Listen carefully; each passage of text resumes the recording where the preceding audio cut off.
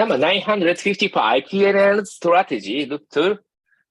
Chapter 2, strategy for developing the infrastructure of electricity supply and selling of electricity. First, strategy for serving the growing demand for electricity. Second, generator capacity development strategy. Third, transmission and submission development strategy. Today is that's all.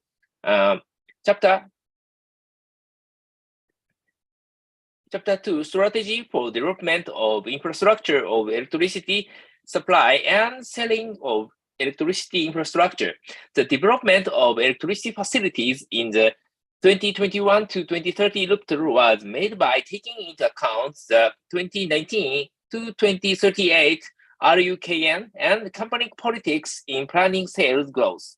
Development of generators, transmission, and distribution, the government plan to encourage electricity adequacy with the 35 gigawatt program and the new renewable energy EVT development policy. Chapter 2 of this document describes the intended strategy and policy.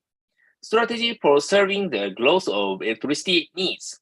PLN is obliged to provide electricity in sufficient quantities to communities throughout Indonesia on an ongoing basis, both in the short and long term in accordance with the level of service quality stipulated in the Minister of Energy and Minerals Resources Regulation number 18 of 2019 concerning amendments to the regulation of the Minister of Energy and Mineral Resources number 27 of 2017 concerning levels of service quality and costs associated with the distribution of electricity by PT Pusanahan Listrik Negara. PLN in principle intend to serve the electricity needs of all people in Indonesia. To guarantee the availability of electrical energy in sufficient quantity, good quality, and reasonable price in order to improve the welfare and prosperity of the people in a fair and equitable manner and realize sustainable development. Additional generators, transmission, and substations as well as distribution are set out in the RUPTL document. In addition, asserting the increase in the electrification ratio by connecting a very high number of new residential consumers each year is also the goal to be achieved in the RUPTL. Efforts to complete the waiting list for large consumers and potential consumers by taking into account supply readiness are also targeted in the RUPTL. The 2021 to 2030 RUPTL has included consideration of the impact of energy efficiency programs and energy conservation programs with two initials, include the tariff factor in making load forecast. This is based on observation of the tendency of the public, industry, and business to reduce their electricity usage when electricity prices are high, even though there are other factors that encourage saving on electricity use, such as technology, policies, and regulations, as well as public awareness to be more environmentally friendly so as to save electricity consumption. Electricity rates are considered to have a more significant influence on the choices of the public, industry, and businesses to save electricity consumption.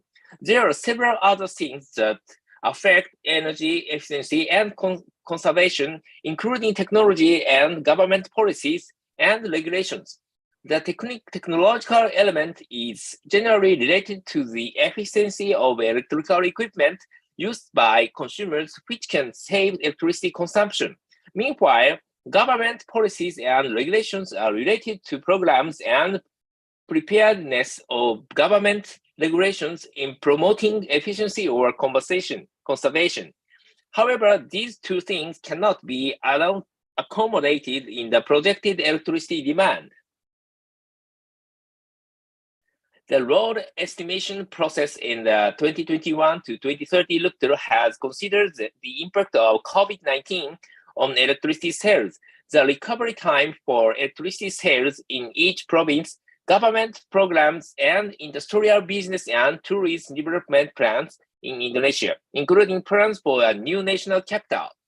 The prepared load forecasts are used to obtain conservative plans for generators and substations, in addition to the fact that the implementation of the two programs requires quite a long time to become effective. Especially for electricity sales forecast, two scenarios are used, namely optimistic and moderate.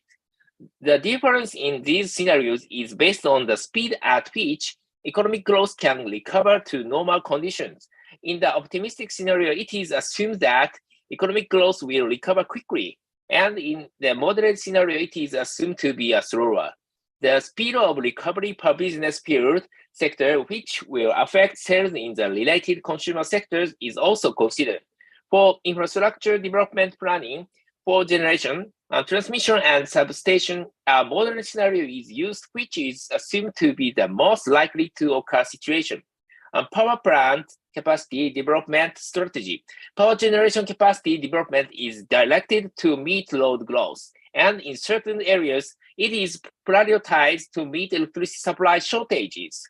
Generating capacity development is also intended to increase the reliability of the desired supply by prioritizing the use of local energy sources, especially renewable energy. Power generation capacity development is carried out in accordance with government policies.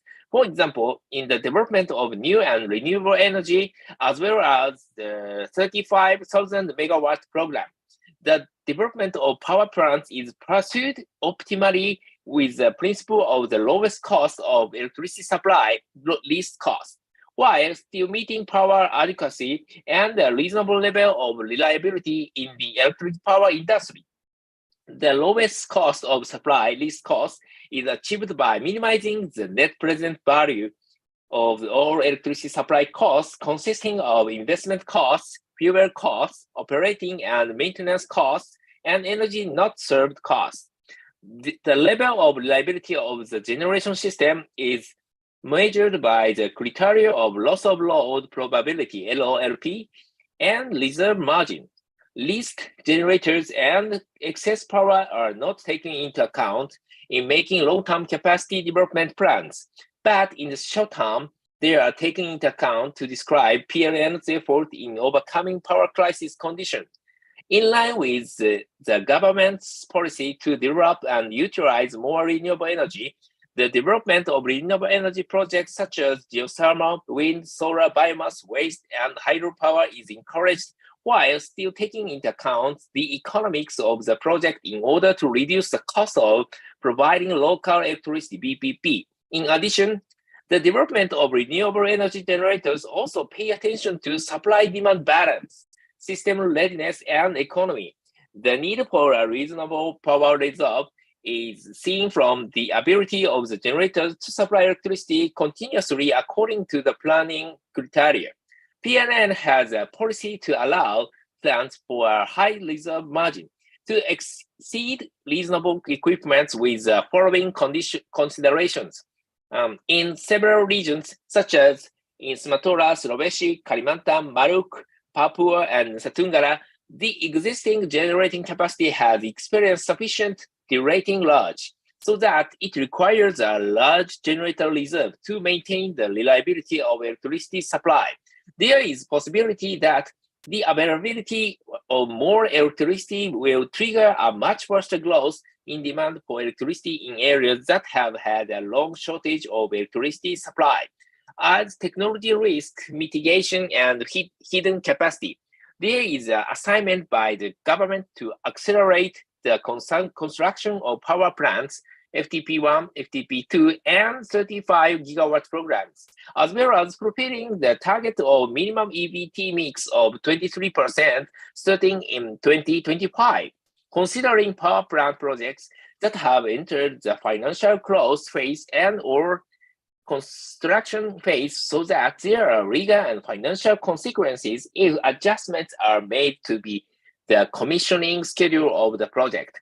To anticipate project delays, about 5 to 10%, depending on project success rate, Based on the experience of the last few years, small-scale coal-fired power plants under the 50 megawatt have experienced many delays and cancellations not continuing.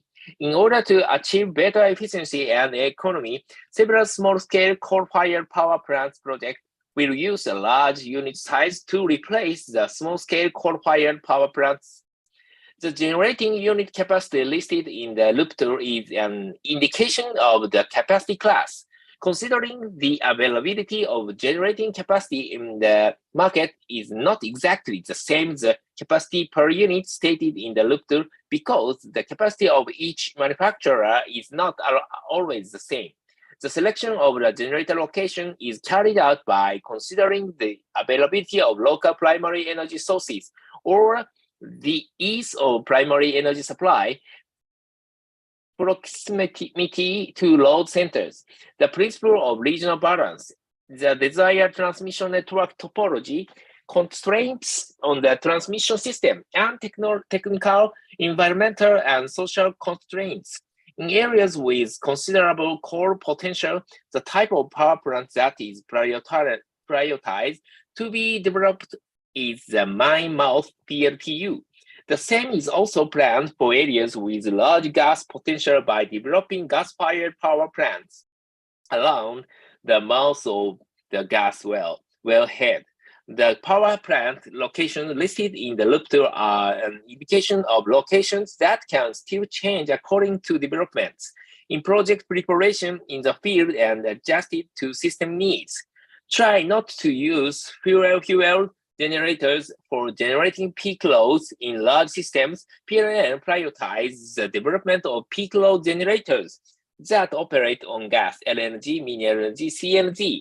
If there is hydro potential, PLN will prioritize hydropower plants, such as peaking hydropower plants with reservoir and pumped storage.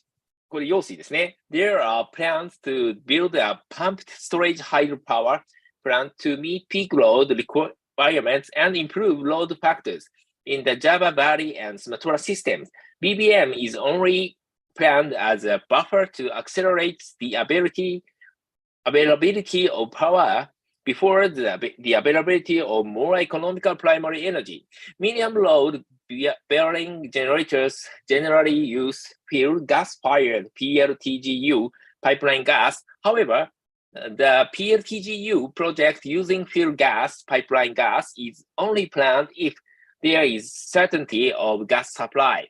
If the construction of PLTGU is not possible, some base load generators, namely coal PLTU, can be operated as medium load carriers with a relatively low capacity factor and need to be assisted by other types of generators that have high lean rates, such as PLTG and dam hydropower plants.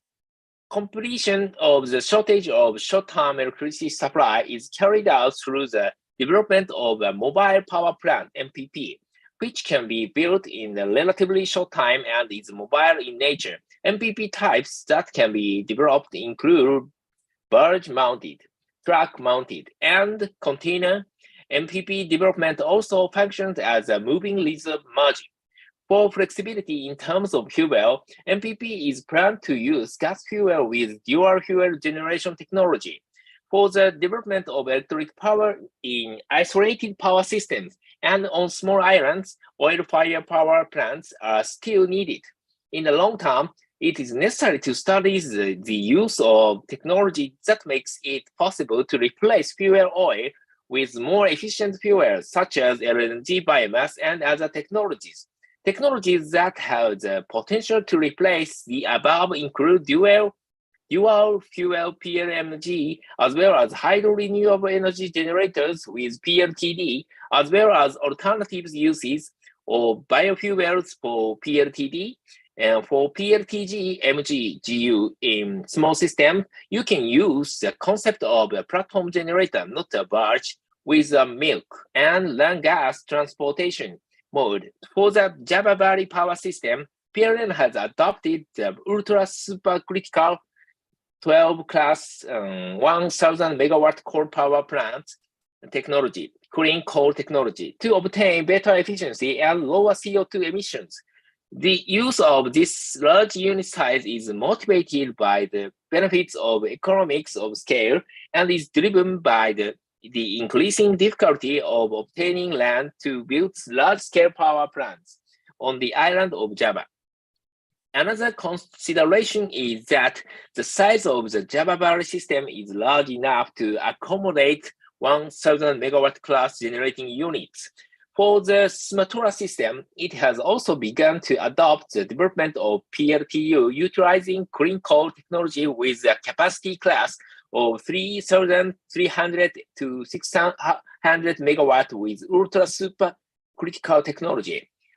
However, its implementation is adjusted to the readiness of the Sumatra system to accommodate a larger generating capacity, especially in terms of reliability and stability. Meanwhile, the Kalimantan and Sulawesi systems have started to introduce PLTU with a capacity class of 200 megawatt to get better efficiencies than the current capacity. In general, the selection of power plants locations is sought to comply with the principle of regional balance, namely a situation where the electricity needs of the region are mostly met by generators located in that area and do not depend much on the transfer of power from other regions through interconnection transmission lines.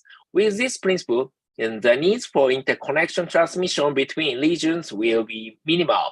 However, this regional balance policy does not limit PLN in developing generators in one location and send its energy to distant load centers via transmission, as long as this is technologically and economically feasible. For example, in the Sumatra system, where energy resources, coal, geothermal, and gas are more widely available in South Sumatra, so that in this area, many coal-fired power plants and PLTPs are planned. Some of the energy will be transferred to North Sumatra through an extra high voltage transmission system.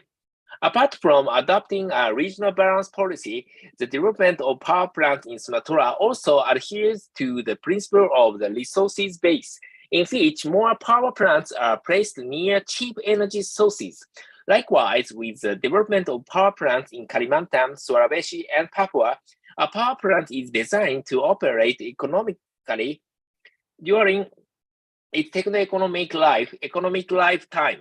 A generator unit can undergo a mid-life refurbishment to maintain capacity, efficiency, maintain the readiness and reliability of the engine, which according to their nature must be maintained and replaced with worn-out parts.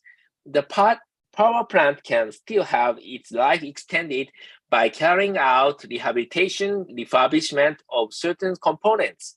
The decision to carry out a life extension or to stop a power plant requires a study to find the optimal solution between the life extension option and building a new power plant.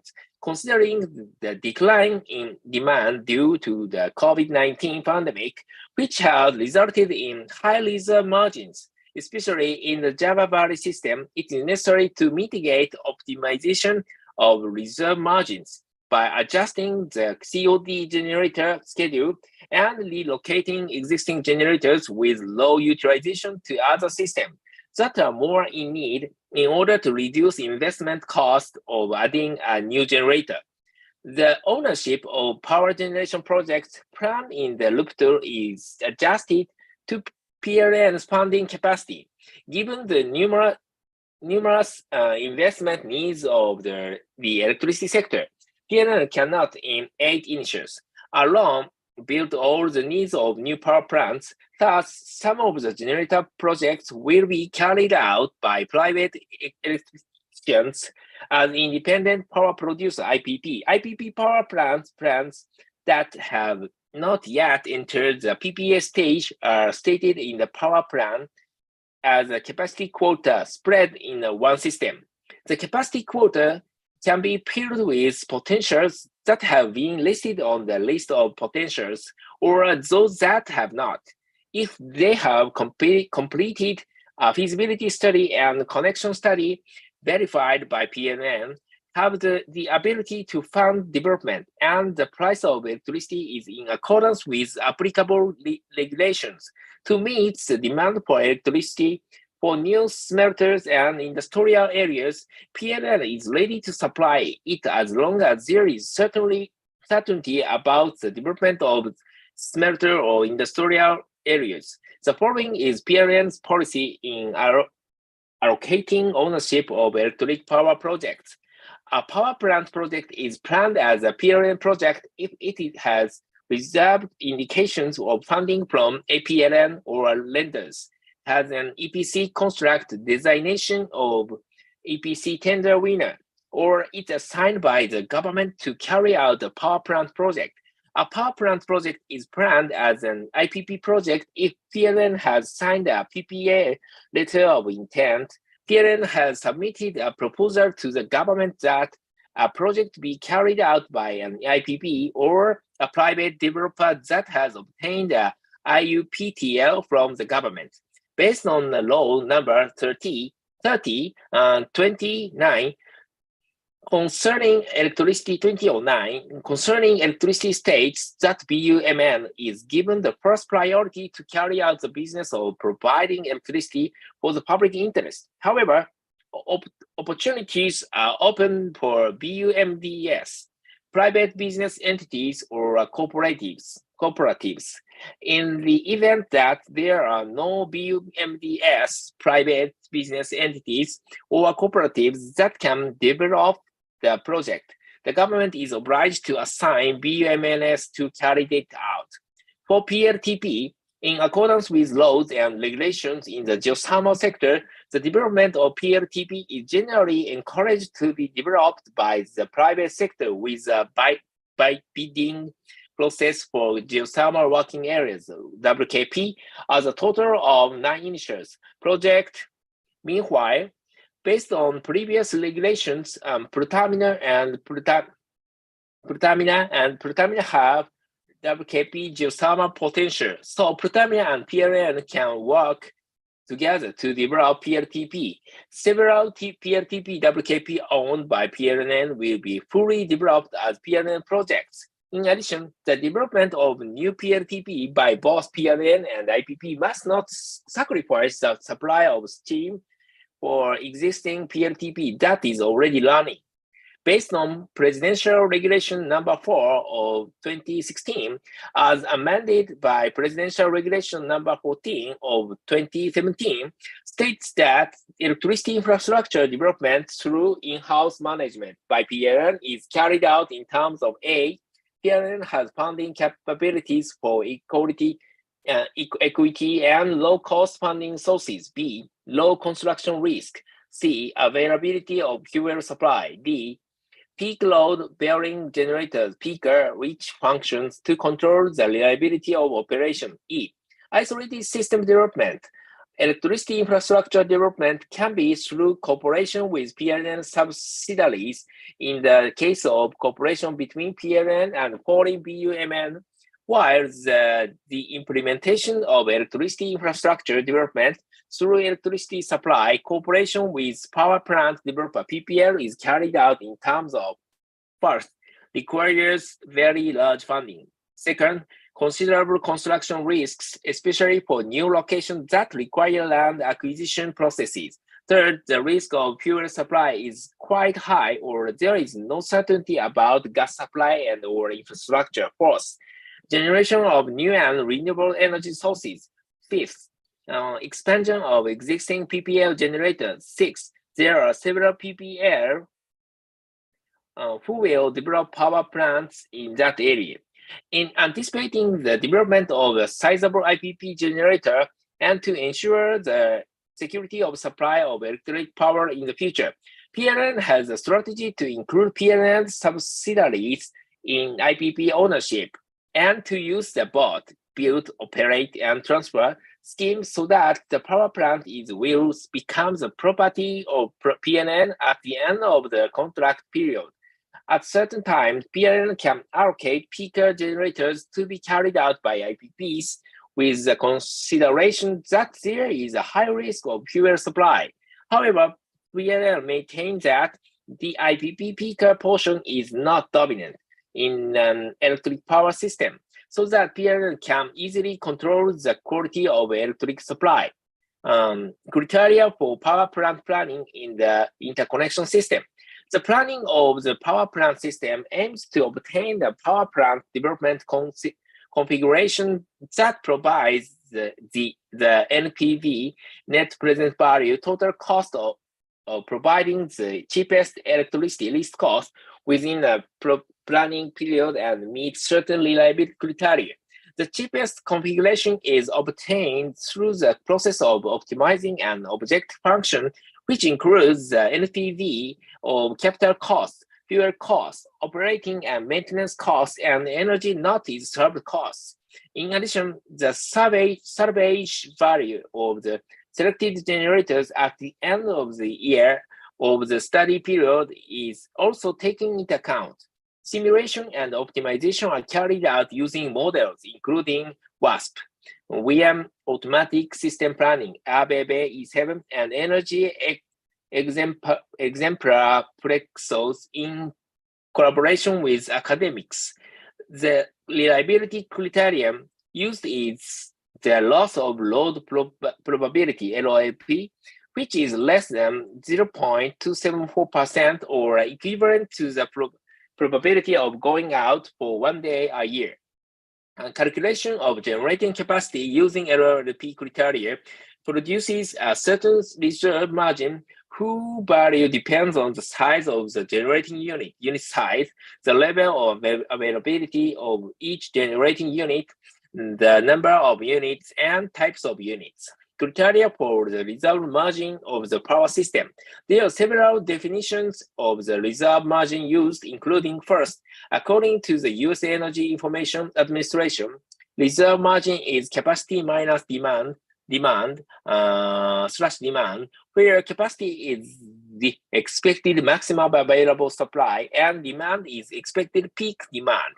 Second, according to the European Commission and CIGRE, in their publication Power System Reliability Analysis Application Guide, reserve margin is the difference between available generation capacity and the load to be covered. Regarding transmission constraints, the reserve margin is therefore defined as the ratio of the installed and available capacity to the maximum annual load, -1. In this case, reliability is judged on the basis of simply the system's probability of being able or not to supply the maximum annual peak load. Third, according to the International Atomic Energy Agency, IAEA, in its publication Expansion Planning for Electrical Generating Systems, a guidebook, reserve margin is a measure of the generating capacity available over the and above the amount required to meet the system load requirements. It is defined as the difference between the total available generating system capacity and the annual peak system load divided by the peak system load. For example, it is the excess of installed generating capacity over annual peak load expressed as a fraction or in percentages on annual peak load. In 2012, the Ministry of Finance, assisted by consultants McKinsey Company, conducted a study on the development of service level agreement for PLN, which also examined whether planning for the electricity system had been carried out correctly, including determining the optimal reserve margin for PLN. McKinsey and Company analyzes PLN's reserve margin using 3 approaches, namely, first, the probabilistic model of PLN reserve margin 21 in the PLN Proba2 model is used to meet loss of load probability LOP of less than 2.274% as shown in the figure 2.1. PLN plans are based on an optimal reserve margin of 35% for Java Valley and 40% outside Java Valley with additional contingencies for delay.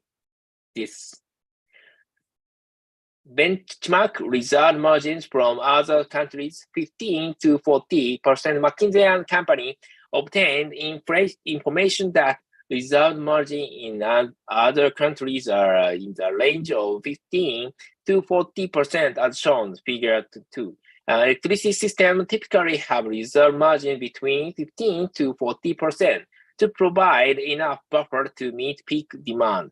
Japan is lowest. Yeah. Bottom-up deterministic method. This method takes into account the needs for reserve margin from the operational side by considering operating reserves, plant performance, plant outage PO, maintenance outage MO, and force outage FO. The rating, economic growth and demand, seasonal influences, etc. From the bottom-up deterministic method, and optimal reserve margin of around 33 to 38% is obtained. Based on these three approaches, McKinsey and Company concludes that the optimal reserve margin for Java Valley system is 35 as shown in figure 2.3. Meanwhile, for systems in Sumatra, Eastern Indonesia, the reserve margin can be greater than 35%, considering the smaller number of generating units, the relatively large unit size compared to peak load, the higher percentages of derating, the low reliability of existing generators, and the presence of greater customer injection potential and higher electricity growth compared to Java Valley. Apart from that, it is also necessary to take into account the additional reserve margin to anticipate project delay, around 5 to 10% depending on the success rate of the project, and to anticipate higher economic growth. Renewable energy generators, especially geothermal and hydropower, are in the optimization process treated as a fixed system set into the system in years that are in accordance with the readiness of the project. Generation capacity development plans are made by taking into account ongoing and committed projects, both PLN and IPP projects, and do not take into account all leased generators and excess power. In addition, several oil-fired power plants that are old, insufficient, and can be replaced by other generators that are more economical and technically feasible are assumed to be retired or used as standby generators that are not operated but are still maintained. Furthermore, the addition of baseload generator capacity is prioritized in the form of plants that have low operation costs, such as coal-fired power plants and generators of renewable energy sources, and geothermal and certain hydropower. For the purposes of calculating long-term energy mix projections, production simulations are carried out by considering the readiness and certainty of entry of power projects. Criteria for power plant planning in small systems, not interconnected isolated generation planning for systems that are still small and not yet interconnected isolated, does not use probabilistic method or economic optimization, but uses deterministic method. In this method, planning is made with the maximum N-2 criteria. Namely, reserves must be greater than 1 unit of the first largest and 1 unit of the second largest. The definition of reserve here is the difference between the total capacity of the existing generator and the peak load. By using the maximum criteria of N-2, it is expected that the reserve margin on isolated systems also meets the minimum limit of 30%, particularly for EBT generators whose energy is intermittent. The net capable power from the generator is not taken into account in the reserve of the power balance because it does not provide firm capacity. This also applies to intermittent EBT generators that are operated in the hydro manner PLTH with existing thermal plants. As for a PLTH that is equipped with a battery energy storage system, The net capable power of the PLTH can be calculated as an addition to the reserve margin of the total pump capacity of the plant. Energy transition with environmentally friendly technology. Future electricity development, especially on the generation side, will continue toward EBT or generators with environmentally friendly technology in line with PLN, and the government's efforts to transition to net zero emission. With the energy transition, the conventional concept of power plant development, which generally focused only on two pillars, namely affordability, least cost, and security of supply reliability, will switch to three pillars by adding accessibility, environmental consideration, in consideration of plant section. Fulfillment of these three pillars is a challenge for PLN because the price of environmentally friendly power generation technology is still high. It is projected that in the future, along with the increasing demand for power generation technology and technological innovation, the price of generators and technology will become cheaper. This will greatly affect the cost that will be incurred towards the net zero emission target. Figure 2.5 shows that the emission reduction pathways that can be taken until the net zero emission target is achieved in 2060. In option 1, emission reduction is carried out more loosely in more moderate stages compared to options 2 and 3. In option 3, drastic reduction efforts occur earlier.